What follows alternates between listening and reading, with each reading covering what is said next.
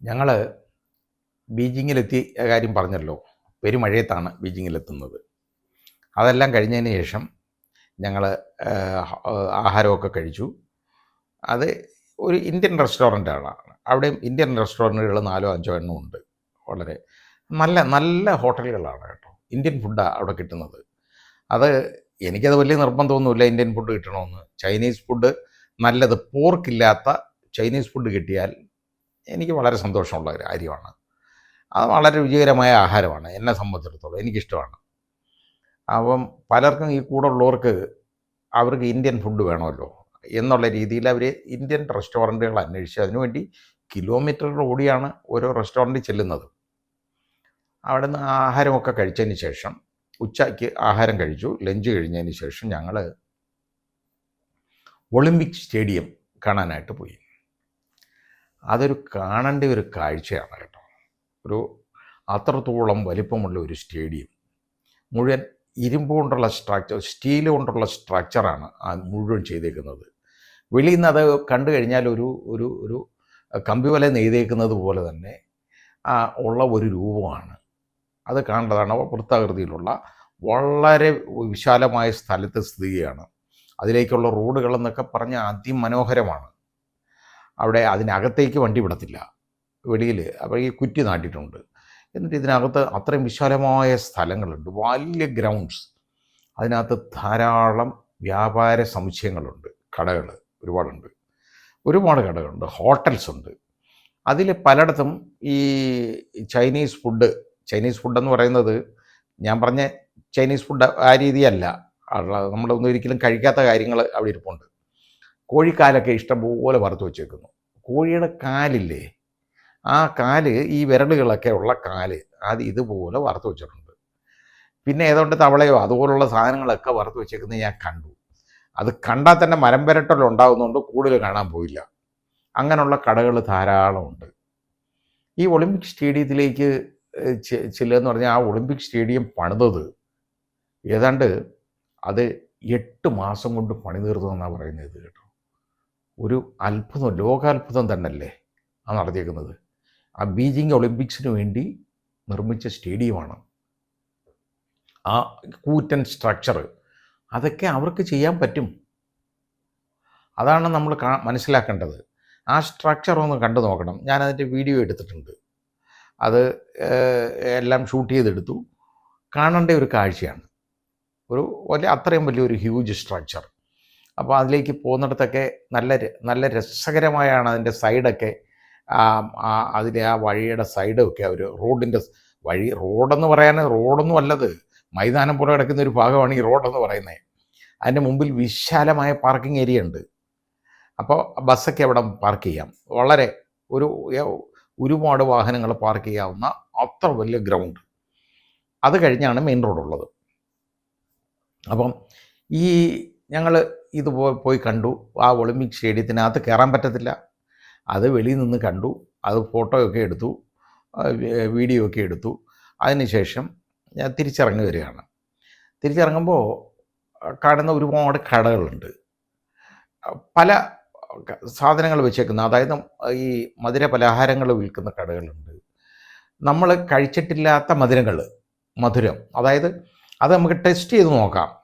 ഓരോ ഡ്രൈ ഫ്രൂട്ട്സൊക്കെ ആണെന്നുണ്ടെങ്കിൽ അത് ഓരോന്നും ഉള്ളത് ധാരാളം നമ്മൾ കണ്ടിട്ടില്ലാത്ത ഡ്രൈ ഫ്രൂട്ട്സ് ധാരാളമുണ്ട്. അങ്ങനെയൊക്കെ ഉള്ളതുണ്ട്. അത് നമുക്ക് അതിൻ്റെ സാമ്പിൾ എടുത്ത് കഴിക്കാനായിട്ട് അവിടെ വെച്ചിട്ടുണ്ട്. അത് ഞാൻ എല്ലാത്തിൻ്റെയും സാമ്പിളൊക്കെ എടുത്ത് കഴിച്ചു നോക്കി. നല്ല രുചികരമായിട്ടുള്ള സാധനങ്ങൾ. നമുക്ക് വളരെ ഭയങ്കര കോസ്റ്റ്ലിയാണ്, നമുക്ക് വാങ്ങാൻ പറ്റത്തില്ല.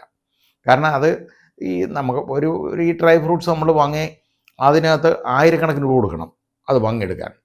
അതായത് അത്രത്തോളം വില അതിന് കൊടുക്കുന്നത് ശരിയല്ല എന്നെനിക്ക് തോന്നുന്നുണ്ട്. ഞാനൊന്നും വാങ്ങിയില്ല. പിന്നെ ഇങ്ങോട്ട് വരുമ്പോൾ തൊട്ടടുത്ത് ഒരു പച്ചമരുന്ന് കട. പച്ചമരുന്നെന്ന് പറയുന്നത് ഒരുപാട് ചൈനീസ് പച്ചമരുന്നുകളെന്ന് പറയുന്നത് വളരെ വിഖ്യാതമാണ്. ഒരുപാട് അസുഖങ്ങൾക്ക് ഉള്ള മരുന്നുകളുണ്ട്. അവിടെ നോക്കുമ്പോൾ ആ കടയിൽ ഒന്നോ രണ്ടോ പേര് കച്ചവടത്തിനായിട്ട് നിൽപ്പുണ്ട്.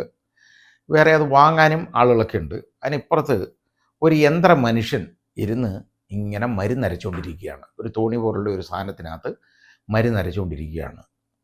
അത് കാണാൻ പറ്റി. ഒരു നല്ല കാഴ്ചയായിരുന്നു കേട്ടോ. അത് കുറേ അങ്ങ് അരച്ചുകൊണ്ടിരിക്കുകയാണ്.